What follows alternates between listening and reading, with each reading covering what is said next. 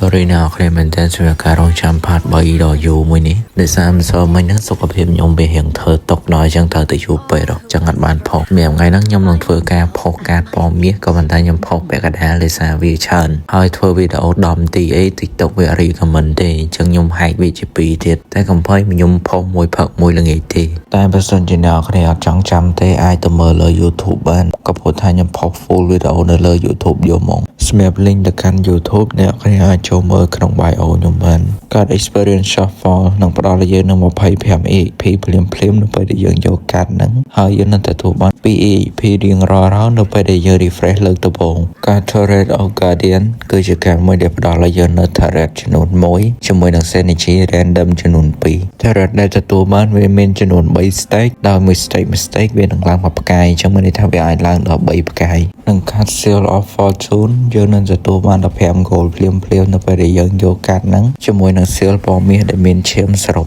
30ក្រោយពី round បើសិនបើអត់មានវិញ្ញាណគេ deal ដើម្បីលើអ្នកនរគ្នាទេ seal ទាំង30ហ្នឹងនឹងបដូរទៅជា30 goal វិញអញ្ចឹងហើយសរុបទាំងដើមទាំងការអ្នកទាំងអស់គ្នានឹងទទួលបាន45 goal តែបើសិនជាមានអ្នកគេ deal ដើម្បីលើអ្នកនរគ្នាចំនួន seal ដែលអ្នកនរគ្នានៅសល់នៅពេលចប់2 round នឹងគិតជាចំនួន goal របស់អ្នកនរគ្នាបើសិនជាអ្នកនរគ្នាសល់15 seal អ្នកនរគ្នានឹងទទួលបានតែ15 goal ទេកើត Glorious Slam យើងនឹងទទួលបាន4 goal រៀងរាល់ពេលដែលយើងឈ្នះតែយើងអត់អាចយក goal នឹងភ្លាមបានទេលុះត្រាតែ round នេះយើងឈ្នះបន្តមកទៀតគឺយើងចាញ់យើងនឹងទទួលបាន4 goal បើមិនដូច្នេះទេរងចាំរហូតតទៅវាឡើង8 goal ឬស្មើនឹងយើងឈ្នះ2 round ទៅវាបើក goal ឲ្យយើងការ Golden Era Plus នឹងទទួលបាន10 refresh soft ភ្លាមនៅពេលដែលយើងជ្រើសរើសយកការនឹងទទួលបាន5បន្ថែមទៀតរៀងរាល់ពេលដែល Commander របស់យើងត្រូវបានឡើង level ចង់បន្ថែមកន្លែងហ្នឹងតិចទៀតមិនមានន័យថាឡើងម្ដងហើយយើងឡើងបានទេយើងនឹងទទួលបាន5 refresh soft រៀងរាល់ពេលដែលយើង up level Commander អញ្ចឹងវាអាចទទួលបានរហូតដល់តែ Commander យើងឡើងដល់ level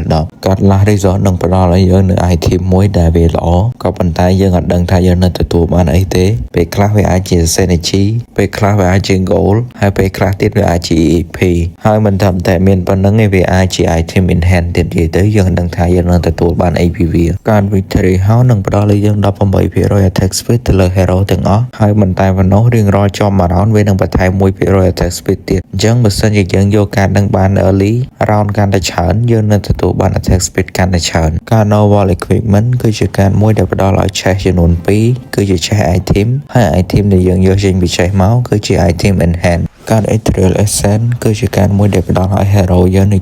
75% mana គឺផ្ដល់ឲ្យទាំងអស់គ្នាក្រោយពេលដែល hero មួយក្នុងចំណោម hero របស់យើងទាំងអស់គាត់ប្រើ skill ជាលើកដំបូងអញ្ចឹងវាដូចជាការនឹងប្រើបានតែម្ដងក្នុងមួយ round អញ្ចឹង anyway ការនឹងគឺល្អខ្លាំងមែនទែនសម្រាប់អ្នកលេង Stargazer អ្នកលេង Make អីជាដើមការបន្តរបស់យើង Anthem Soul គឺជាការមួយដែលផ្ដល់ឲ្យនឹង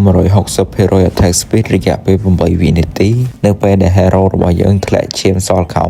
50% ហើយវាល្អខ្លាំងមែនទែនសម្រាប់ Weapon Master ហើយនិង Bruiser ការ The More the Merrier គ្នាយើងធ្លាប់សួរខ្ញុំក្នុង comment ដែរហើយការមួយនេះផងដែរមានសមត្ថភាពផ្ដល់ឲ្យយើង1 goal រៀងរាល់ពេលដែល Synergy យើងមួយ activate អញ្ចឹងហើយបើ Synergy យើង activate កាន់តែច្រើនក្រោយពី Battle ចប់យើងនឹងទទួលបាននៅ goal តាមចំនួន Synergy ដែលយើង activate វាល្អខ្លាំងមែនទែនសម្រាប់ Mystic Mail បើសិនជា activate 11 Synergy អញ្ចឹងក្រោយចប់ game យើងនឹងទទួលបាន11 goal free Peculiar Merchant គឺជាការមួយក្រោយពេលដែលយើងយកវាហើយវានឹង unlock shop មួយប្រភេទដែលទំនិញនៅក្នុងនោះមានតម្លៃ20កាក់ទាំងអស់ហើយទំនិញក្នុងនោះមានដូចជា hero 5កាក់ផ្កាយ2 hero 2កាក់ផ្កាយ3មានការទិញឈាម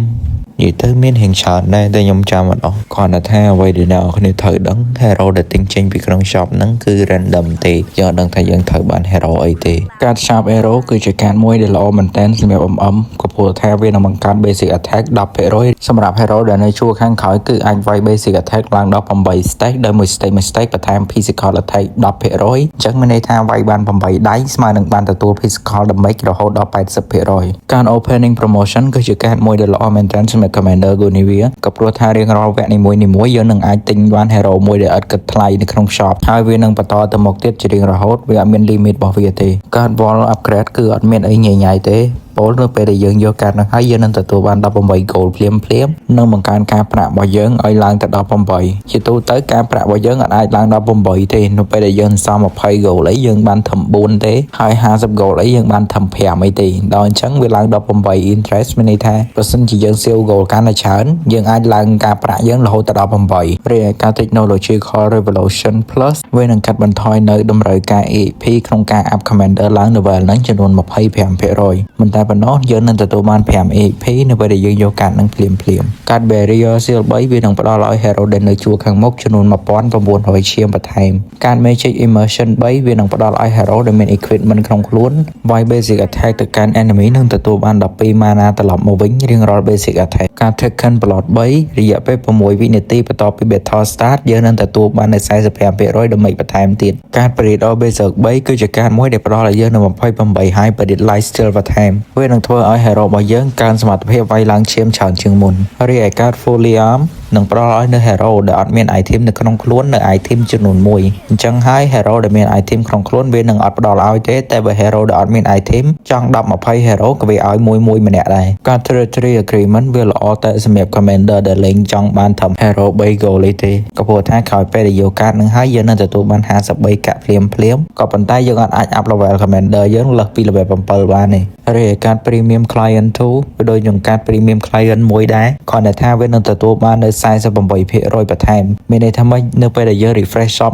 មួយយើងនឹងមានឱកាសទទួលបាននៅការ refresh shop free ខ្ពស់ជាងមុនពោលគឺធម្មតាមួយ refresh ឬពេល refresh យើងអាចទទួលបានមួយហ្មងសម្រាប់ការ party opening គឺជាការមួយដែលផ្ដល់ឲ្យយើង slot មួយបន្ថែមទៀតសម្រាប់ដាក់ hero នៅលើក្តារដោយមិនគិតអំពី level របស់ commander ឬក៏យើងមាន extra slot token ស្រាប់ទេពោលនៅពេលដែលយើងយកហើយទោះបីជាយើងមានទាំងពីរនឹងក៏ដោយក៏យើងនៅតែអាចបន្ថែមបានមួយ slot ទៀតដែរការ ally call គឺជាការមួយដែលខ្ញុំស្រឡាញ់ជាងគេបង្អស់ក្នុងចំណោមកាតមាសទាំងអស់ក៏ដោយសារតែកាតមួយហ្នឹងមានសមត្ថភាពមួយនៅពេលដែលយើង up level hero ឡើងដល់ផ្កាយ2យើងនឹងទទួលបាននៅ hero មួយទៀតដែលមាន synergy ដូចគ្នាទៅនឹង hero ដែលយើងកំពុងតែ up ហ្នឹងឧទាហរណ៍ថាខ្ញុំនឹង up បាដាងឡើងផ្កាយ2អញ្ចឹងខ្ញុំនឹងទទួលបាន hero free ចំនួន1ដែលមាន synergy Dragon Color ឬក៏ hero ណាមួយដែលមាន synergy Bruiser ហើយយើងនឹងបន្តទៅអញ្ចឹងជារឿងរហូតសាកសម័យមើលតើយើងឡើង level hero លឿនប៉ុណ្ណារីឯ hero បានមកហើយយើងអត់ត្រូវការយើងអាចលក់ជាលុយបានទៀត level commander ក៏ឡើងលឿន level hero ក៏ឡើងលឿនហូរណាបានទៀតកាតល្អដល់ថ្នាក់ហ្នឹងសម្រាប់ការទាំង3ខាងក្រោយខ្ញុំក៏ថាខ្ញុំបាច់បញ្យល់ទេពលគឺអ្នកនរគ្នានៅពេលដែលអ្នកនរគ្នាយកកាតណាមួយក្នុងចំណោមកាតទាំង3ហ្នឹងអ្នកទាំងអស់គ្នានឹងទទួលបាននៅ item ដូចនៅក្នុងហូបចឹងហើយវាគ្រាន់តែថែមឲ្យយើងនៅ6 goal តែប៉ុណ្ណឹងរីឯកាត Dead Oracle គឺជាកាតមួយដែលផ្ដល់ឲ្យយើងនៅ30 seal បន្ថែមចំណែកឯការ refresh shop ចាប់ពីពេលដែលយើងជ្រើសរើសយកកាតនឹងទៅរយៈពេល35ដងរាល់ការ refresh នីមួយៗនឹងដកឈាមយើងចំនួន1អញ្ចឹងមានន័យថាយើងទទួលបាន30 seal តែយើងត្រូវដកឈាមខ្លួនឯងចំនួន35វិញការ copy cat គឺដូចឈ្មោះវាអញ្ចឹងគ្រាន់តែថាវាមិនមែនជាការ copy ឆ្មាតែវាជាការ copy item ក្រោយពេលដែលយើងជ្រើសរើសយកកាតនឹងហើយយើងនឹងទទួលបាន item ចំនួន1ដែលមានសមត្ថភាព copy item ផ្សេងទៀតបានដល់13ហើយយើងអាចជ្រើសរើស item ដល់13មុខផ្សេងគ្នាទេពោលគឺយើងអាចជ្រើសរើសយក item ចំនួន1ដើម្បី copy មកបាន3ហ្មងភាគច្រើនអ្នកដែលយកកាតនឹងទៅគេយកវាទៅដើម្បី copy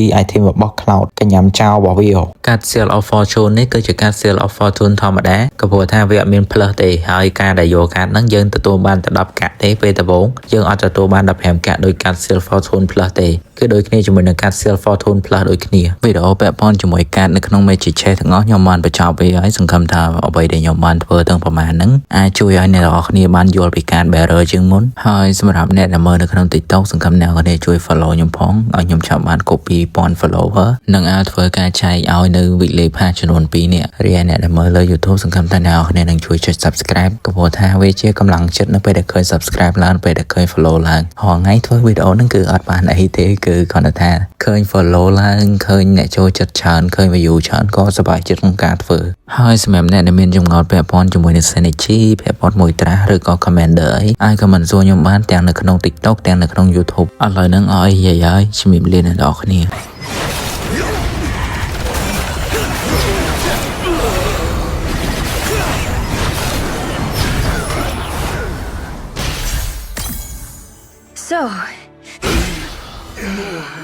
So, my kiss, will it grant immortality or death? All who lust for power will find themselves at my feet.